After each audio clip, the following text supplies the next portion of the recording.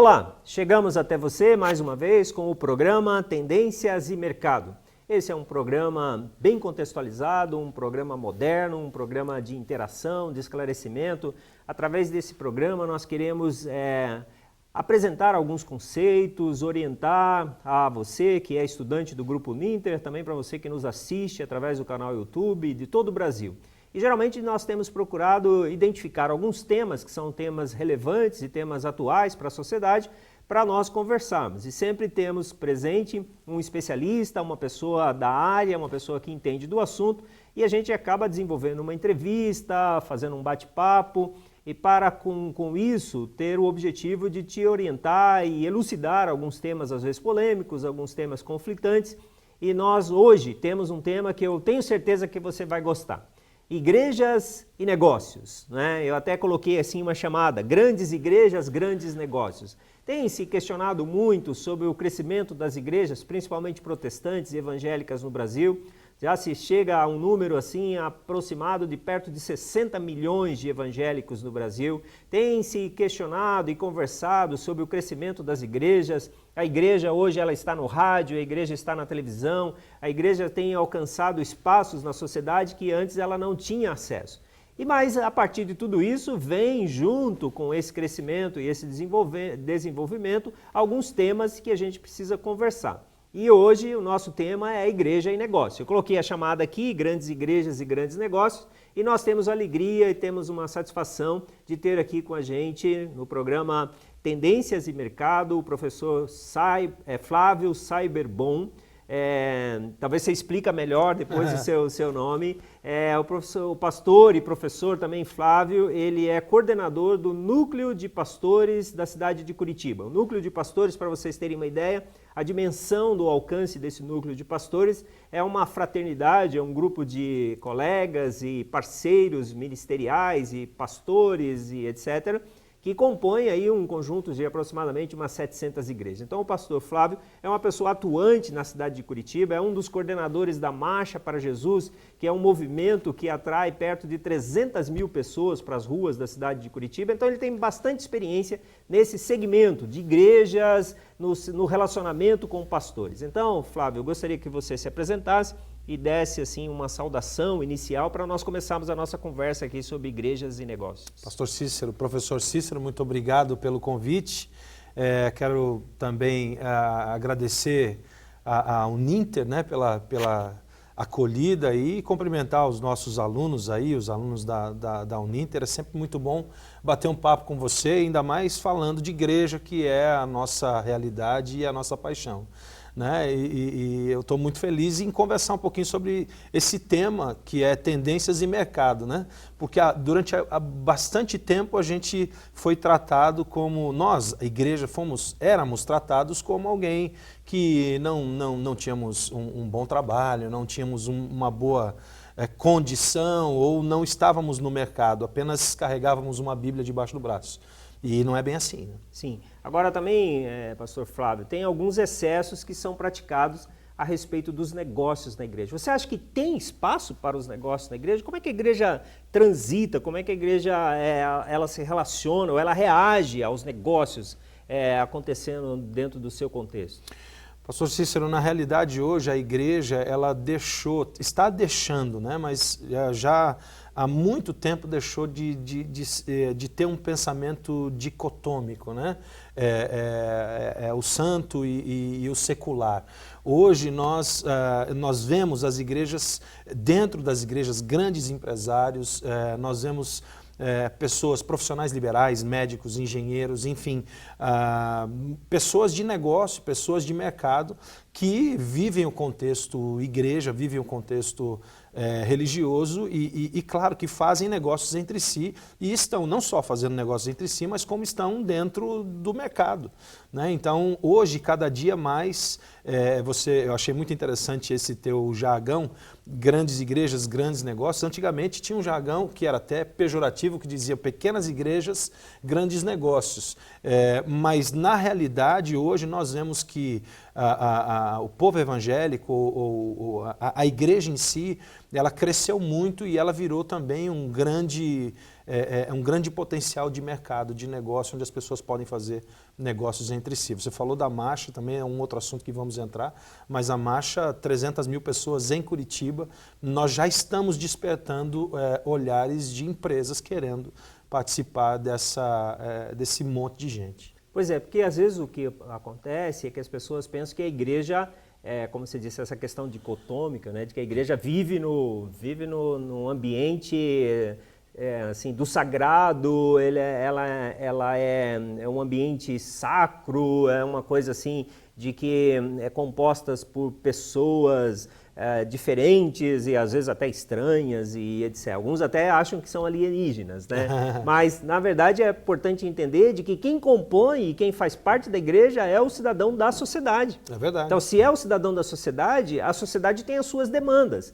E, por exemplo, se você vai pegar as redes de telefonia, você vai pegar as empresas de mídia, você vai pegar as revistas, os livros, os jornais, e tudo isso vai acontecer dentro da igreja. Mas eu acho que seria interessante você explicar de que o negócio que acontece no ambiente da igreja, ele tem outras finalidades, né? Então, eu sei de tem grupos que trabalham negócios e missões. Então, tem Exato. empresas que são empresas que elas trabalham com o objetivo de levantar recursos para investir no próprio avanço da igreja. Né? Exatamente. Nós vemos hoje grandes empresários que são cristãos, que além de ter os seus negócios, as suas empresas funcionando, as suas empresas indo bem, eles também têm os seus projetos sociais que levantam recursos para missões, levantam recursos para o pobre, levantam recursos para ajudar a sociedade. Isso tudo faz parte do seu negócio. Esses dias mesmo eu estava conversando com um pastor que também trabalha em uma grande empresa, onde essa empresa ela tem um instituto, que é um instituto muito organizado, onde tem psicólogo, onde tem atendimento médico, onde tem atendimento dentário, onde tem atendimento pastoral. E dentro desse instituto, esse mesmo empresário capta recursos dentro da sua linha de influência, dentro dos outros, do seu relacionamento com outros empresários para esse instituto. É um trabalho muito lindo, muito interessante, e que a igreja tem feito. Né? Nós vemos aí a questão da internet, né? O poder da internet sendo muito forte entre os jovens, e hoje nós temos vários jovens que são profissionais liberais, que são profissionais de internet e que levantam muito recurso. Então, hoje, dentro dessa igreja, da igreja de hoje, da nossa igreja, né, de 2015, vamos dizer assim, nós temos uma gama de profissionais que estão inseridos e que estão inseridos no mercado e que estão produzindo muito. Pois não, eu acho que no segmento protestante, a gente percebe também a figura do próprio pastor, que a gente chama que ele é bivocacional, né? Ele tem as suas atividades eclesiásticas, tem as suas atividades na igreja, atividades religiosas, mas ao mesmo tempo ele tem a sua profissão. Ou às vezes ele é médico, ou às vezes é psicólogo, ele é engenheiro, ou ele é profissional de marketing. Então é uma gama de profissões que a pessoa ela tem a sua vocação cristã, e também ele tem o seu lado profissional, o lado da sua qualificação. Então é importante entender, porque às vezes a pessoa da igreja, ele tem aquela vida monástica, aquela vida alienada da sociedade. Não, hoje o indivíduo que ele exerce as funções pastorais, ele também tem outras aptidões, a sua formação ela está em evidência no dia a dia. Né? É verdade. Hoje, bem como o professor falou, nós temos pastores que são empresários, que têm os seus próprios negócios, que têm as suas empresas. Dentro do nosso núcleo de comunhão pastoral aqui na cidade de Curitiba, por exemplo, nós temos vários pastores que exercem atividades de mercado, que exercem atividades fora do ministério. Eu acho que essa coisa da vocação ela é muito interessante, porque e é justamente a questão da dicotomia, né? Da gente não separar as coisas, porque nós estamos entendendo que hoje tudo é para o Senhor, né? É o que a palavra de Deus diz, né? Então você está na igreja, você está celebrando a Deus, e você está no seu trabalho, você está adorando e celebrando a Deus também. E isso é uma característica da igreja de hoje, é uma igreja muito dinâmica. Eu tenho visto, pastor Cícero, que o jovem tem contribuído muito para isso hoje. Porque os jovens de hoje, o perfil da igreja de hoje é um perfil muito diferente de 10, 20 anos atrás. né? E nós vemos os jovens assim movimentando muito a igreja, movimentando muito, inclusive o mercado, com ideias e com situações. Por exemplo, esses dias eu estava numa igreja em Araçatuba, de um pastor amigo, e tinha um jovem lá que ele teve uma ideia. Ele pegou algumas marcas conhecidas e começou a trabalhar camisetas, né? Com dizeres muito interessantes. E ele colocou, por exemplo, uma frase na camiseta dizendo assim: Deus ajuda a quem cedo o seu Madruga atrás, a foto do seu Madruga atrás. E isso acabou movimentando muito na igreja e ele trabalha com isso hoje e vende muito.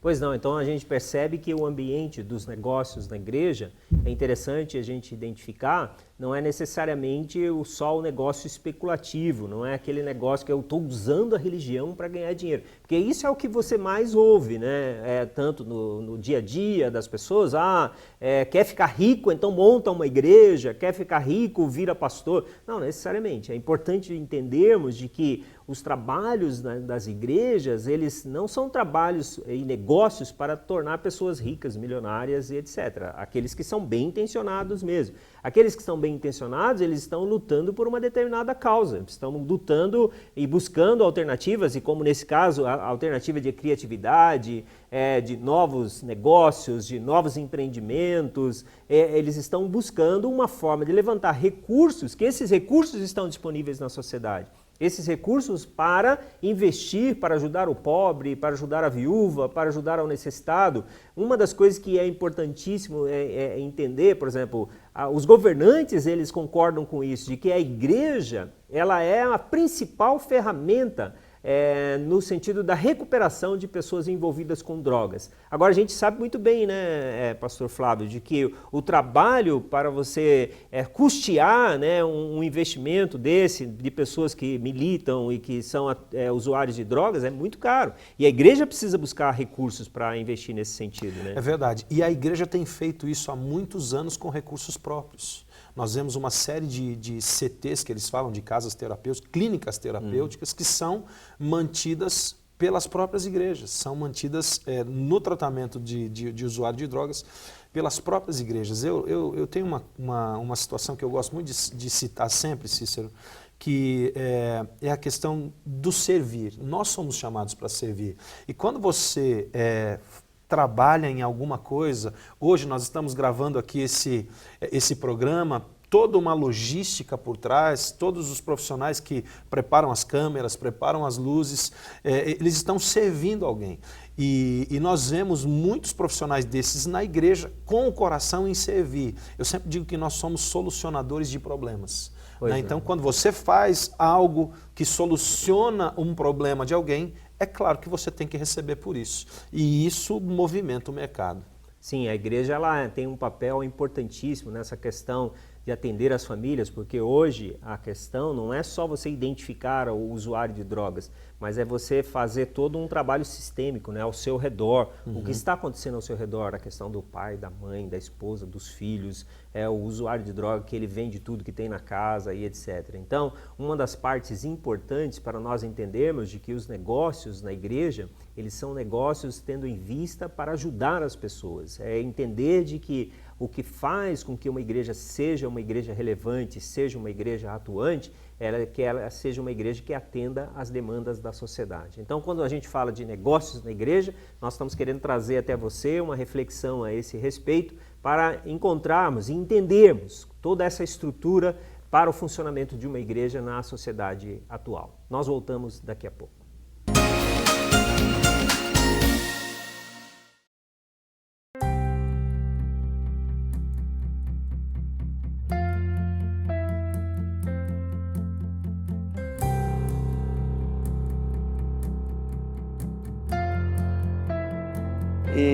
Então, assim, para mim o conhecimento ele não tem preço.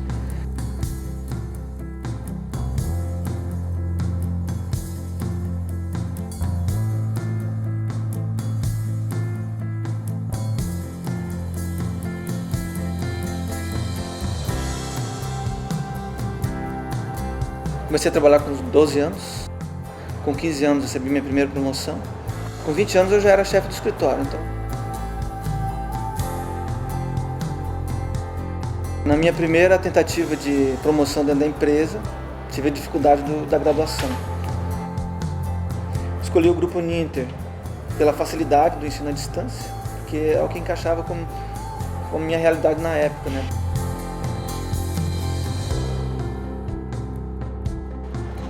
Após o início do curso, eu tive minha primeira promoção e já tive que mudar de cidade.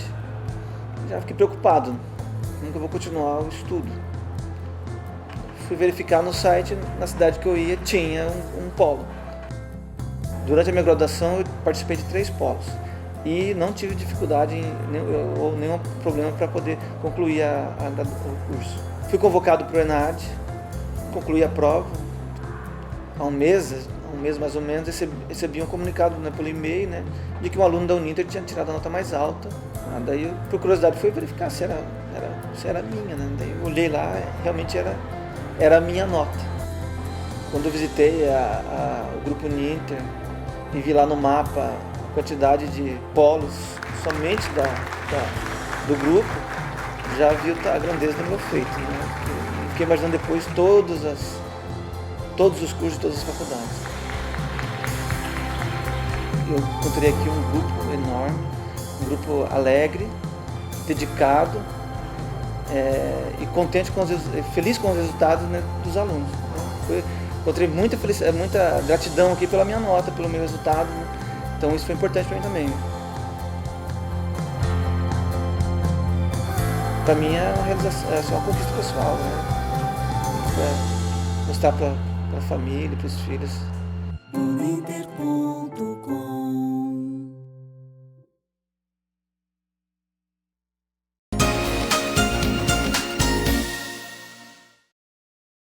Voltamos mais uma vez com o programa Tendências e Mercado, e dessa semana, ou desse período, desse mês, ou quando você estiver assistindo, porque esse programa ele repercute em vários segmentos da mídia.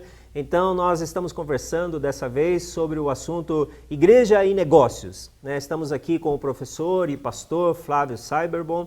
Ele está nos explicando, ele tem a sua experiência, ele é coordenador do Núcleo de Pastores da cidade de Curitiba. Para você ter ideia, esse Núcleo de Pastores é uma composição de mais de 700 igrejas aproximadamente, então ele tem uma experiência muito grande. Então nós queremos retornar ao nosso assunto, pastor Flávio, e eu sei que você tem uma trajetória na área da música, que você entende o ambiente, e às vezes a gente vê essa conversa, não, música na igreja é para tirar o dinheiro dos outros, música na igreja é para vender CD, música na igreja é para os artistas cobrarem um cachê muito alto, etc. Eu gostaria que você explicasse um pouco sobre isso, para que a gente tenha uma base de raciocínio e achar um equilíbrio e um meio termo a respeito desse assunto.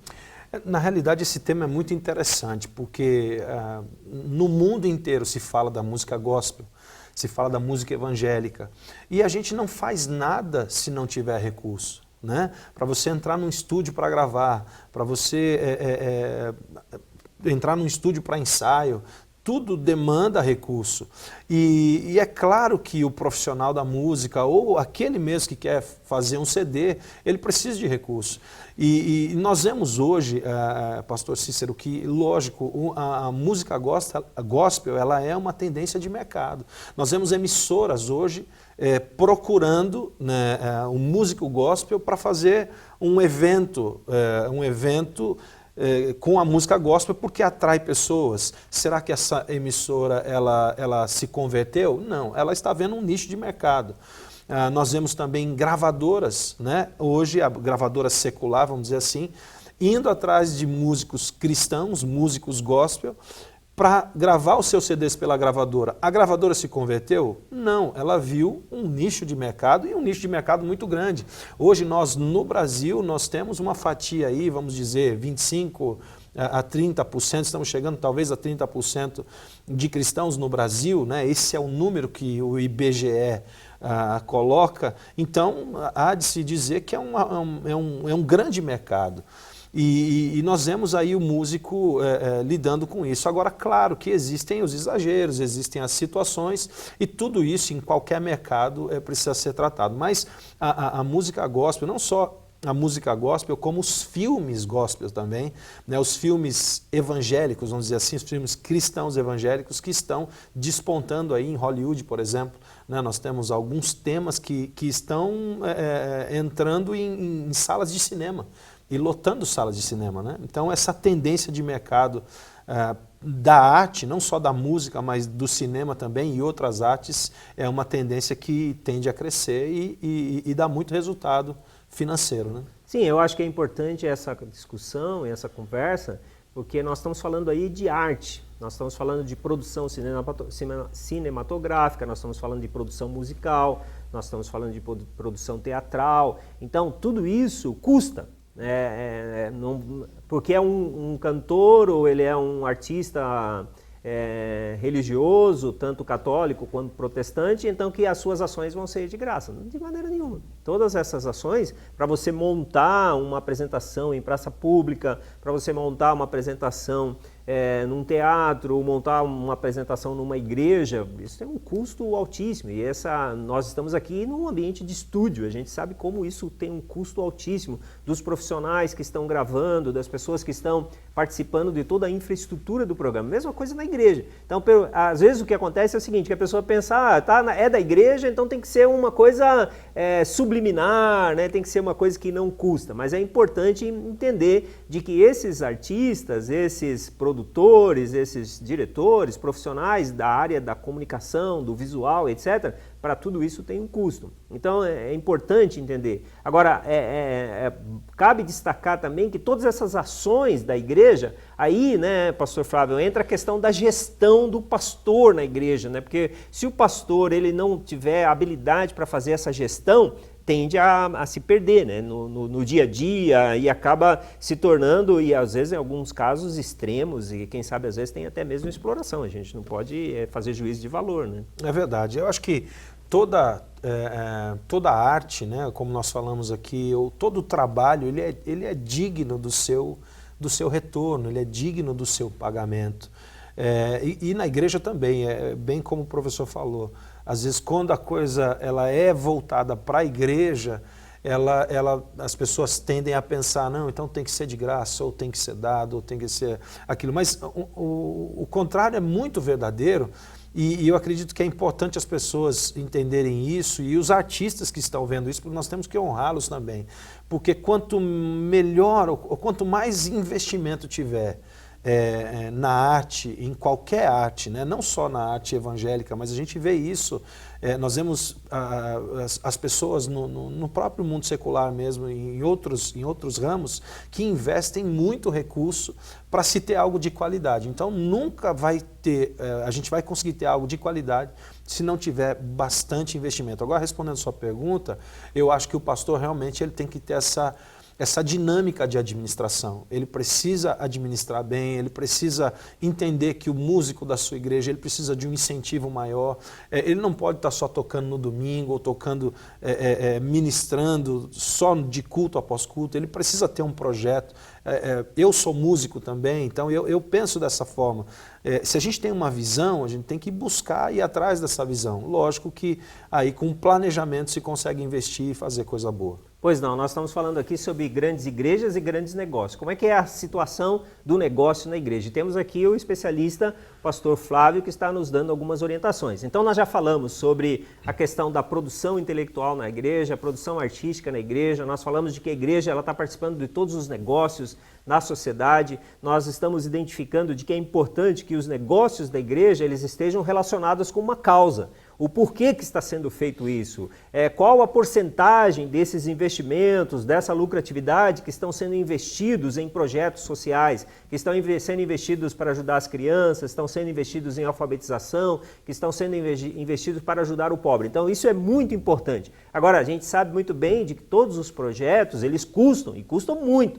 Os projetos cinematográficos que nós falamos, os projetos musicais, eles têm um custo altíssimo. E para fazer de qualidade, tem que ter toda a estrutura profissional que é necessária. Então, pastor Flávio, nós já estamos quase concluindo o nosso programa. Eu gostaria que você falasse, a partir desse contexto que nós estamos falando, pelo menos 3 3 aspectos, 3 pontos que são importantíssimos a respeito do pastor, a gente pode dizer que é um gestor, a gente pode dizer que é um articulador, que ele é um agente comunitário, que você falasse que na sua leitura, na sua vivência, sua experiência, por exemplo, convivendo com os pastores do núcleo, né, de pastores da cidade de Curitiba, que alcança diferentes aspectos da região, que você pudesse destacar para que a pessoa que está nos assistindo pudesse assim lembrar, né, e ter isso em mente. 3 aspectos que são importantíssimos para um pastor contemporâneo.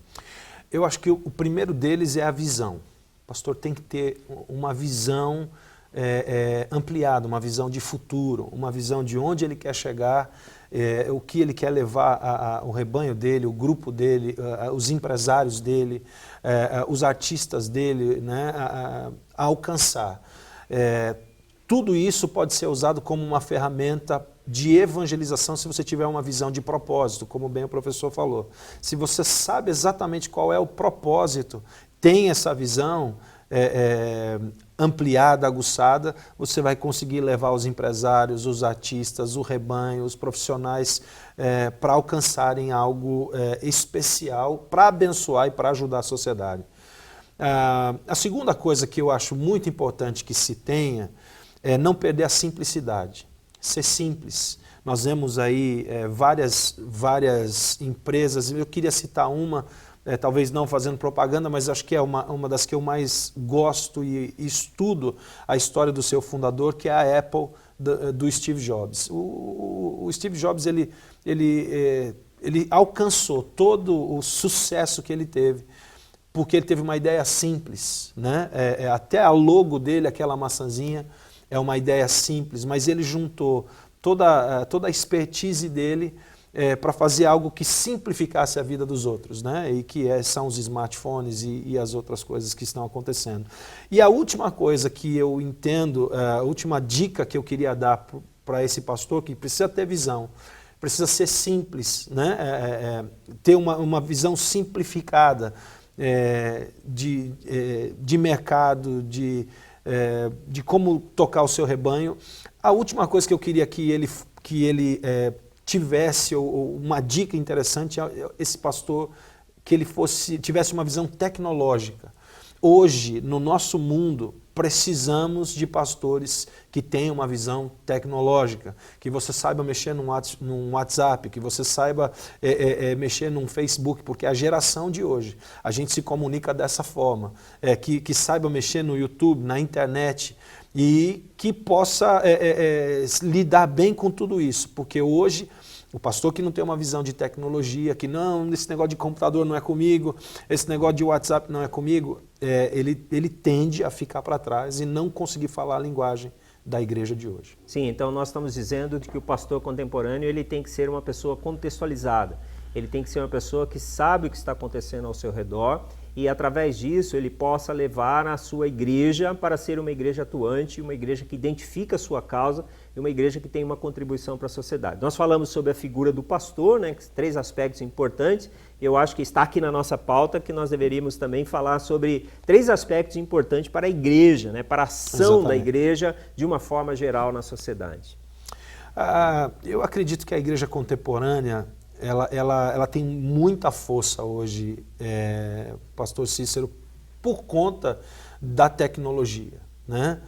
A tecnologia pode ajudar muito a igreja hoje a servir melhor, mas eu volto a dizer que a igreja precisa ser uma igreja simples, uma igreja que ama, uma igreja que se importa com as pessoas, né? A igreja ela precisa ser uma igreja acolhedora, ela precisa ter unidade, ela precisa amar as pessoas, né? E por último, que eu gostaria de deixar é que a igreja pudesse ser uma igreja que veja a sociedade com os olhos de amar a sociedade, independente do que eles pensam da gente, né? Porque nós vemos hoje que existe uma perseguição muito grande em relação à nossa fé, em relação àquilo que nós cremos, mas a igreja nunca pode deixar de amar, nunca pode deixar de olhar a sociedade e ver que aquele indivíduo precisa ser alcançado, precisa ser amado, independente do que ele pensa de nós. Sim, então nosso programa de hoje grandes igrejas e grandes negócios, então a conclusão que eu vou chegando, que necessariamente que os grandes negócios devem acontecer nas grandes igrejas.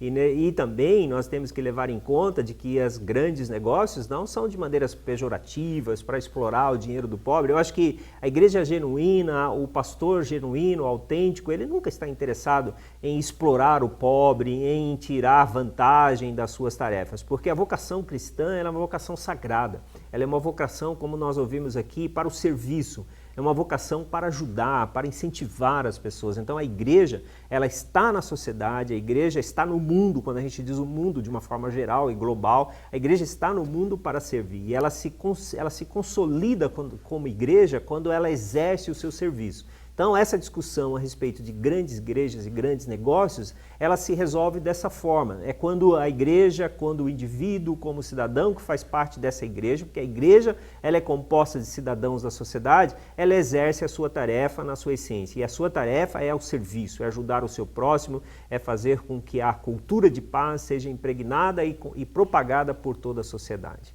Nós estamos assim terminando o nosso programa de hoje. Gostaria de agradecer ao pastor Flávio, o professor Flávio, Obrigado. por estar aqui com a gente e com certeza vamos ter outras conversas e outros assuntos que vão nos ajudar a esclarecer a respeito dos temas atuais e levando em conta o nosso programa Tendências e Mercado. Um forte abraço a todos e até a próxima.